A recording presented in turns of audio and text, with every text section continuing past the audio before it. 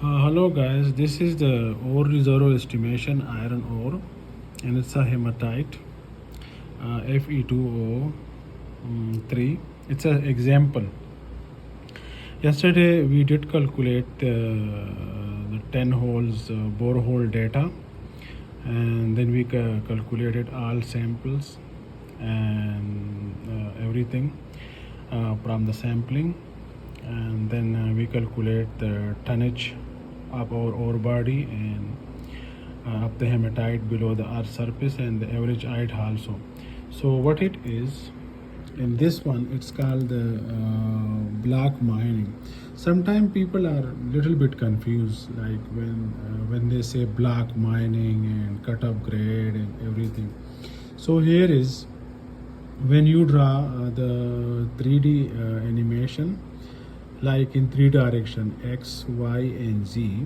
Axis is horizontal, y axis is vertical, and z is in between. It's difficult to draw on the paper, but I did it in the table. So it's the same ore body. 2800 is the length of our ore, hematite ore. 300 to 500 is the width, and our average height, which I calculated, is 15 feet. So what is block mining? Well, in the beginning, from the sampling of our 10 holes, if you go and study and see the video, there is in the first hole we got 30 feet, the height of the hematite. In the second one, I don't remember, but we got 25 and then 20, and then 10 feet is in the sixth hole.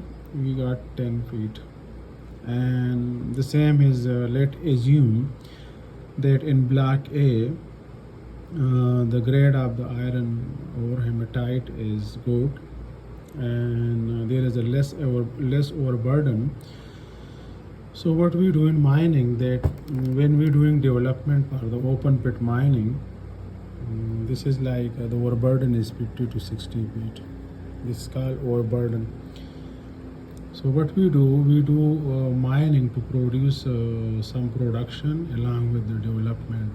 So that's what, like as an engineer, I have to start mining in block A. How we can do it? You can divide it in 4 or whatever you want, but I divided it in 3. And then when you divide 2800, assume 3000 feet divided by 3. So our length will come 1000 and the width will be 300. And here is our height is 30, 25 and 20. So let's say it's 20 feet. So when we remove the overburden, on site we can use method like benches, and so from there we can start our production. And other 2 or 3 benches we gonna do our designing of benches and development. So once everything, so in the second, so that's it's a kind of economics. So it's usually the mining engineering and the engineers use to start mining in that block of that section of the ore, which has a high grade and less overburden. So along with development, you can produce some ore where the revenue come for our cost. So this is the 3 blocks. It's called. And then you can calculate the cut-off grade and stripping ratio and everything for the block. So sometimes the people do around the one hole. If the hole spacing is more, so we can do around each hole.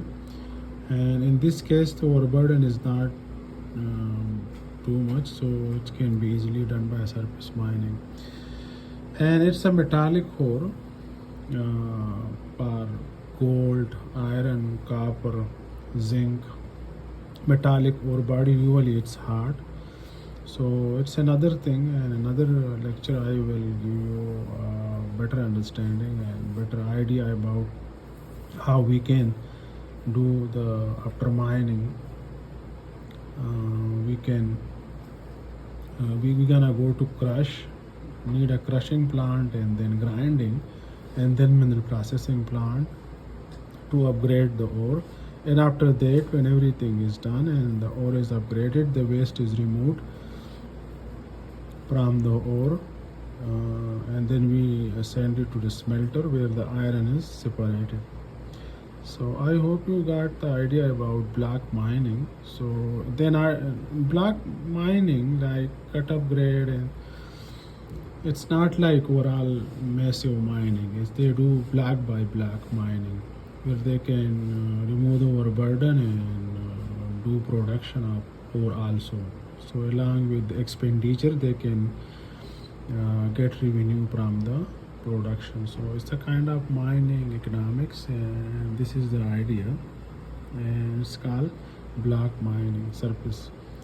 So I hope you got the idea, and have a nice day. Thank you guys.